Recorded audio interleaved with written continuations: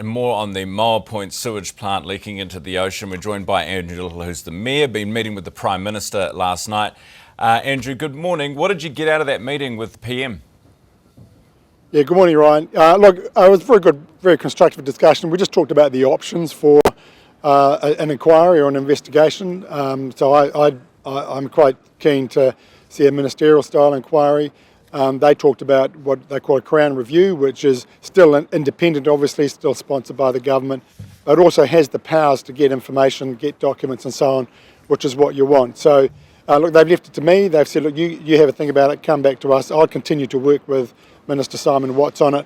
We all agree we need an independent inquiry. There are too many players in this, potentially all talking over each other. So it needs to be independent and it needs to get to the bottom of what's actually gone wrong. So I'm pleased with the direction we all agree on, and I'm sure we'll get something in place pretty soon. Is there no clear-cut set of facts here, Andrew? You said people are talking over each other. Who are you talking about? Who's at loggerheads?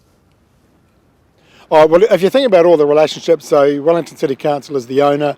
We have a contract with Wellington Water to run the entire sort of Wellington region water network, including sewage plants, and they've contracted out running this particular sewage plant to Veolia. So there's a whole bunch of relationships there. You've got Greater Wellington Regional Council provides sort of a regulatory oversight as well.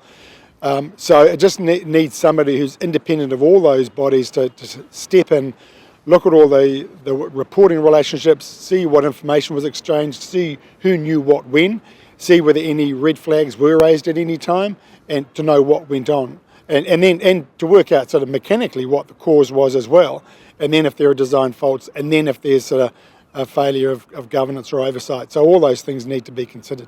Are you happy with Veolia?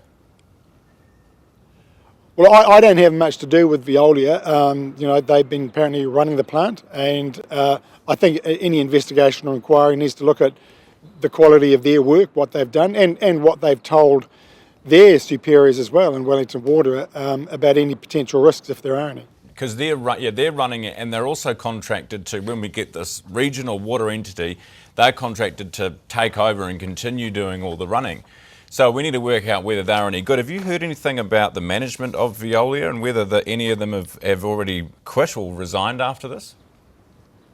No, haven't heard anything. I mean, I visited the plant on Thursday.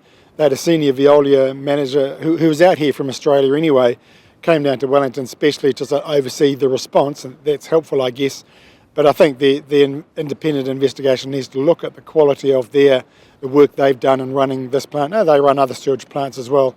But we do need to understand the quality of their work and how good that has been and whether they've been part of the problem. Look, we just don't know, which is why we need an independent investigation.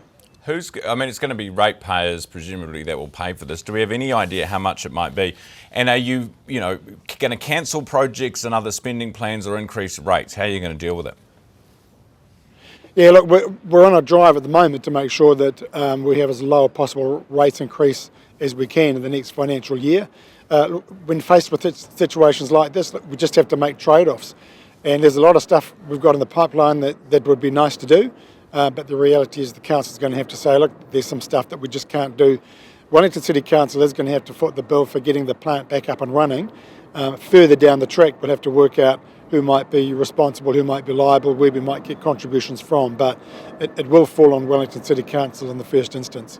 And then you go chase the money. I mean, if it's Veolia who was at fault, you go chase them for the money.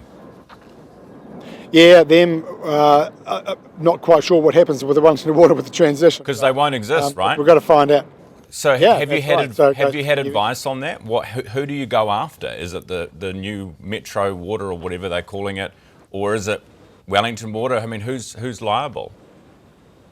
Well, that's an interesting question. And the reality is, we signed up to the new arrangements. In a sense, there's a risk that if things haven't worked out, and Wellington Water falls off the planet, then they're gone. Look, we'll work through that with the officers of council, but right now the critical thing is get the plant recovered, sorted out, get it repaired, find out what the faults were, and then deal with those issues afterwards. All right, we appreciate your time this morning, Andrew Little, who's the Wellington Mayor. Maybe stop using the pipeline analogy for things you have to take out.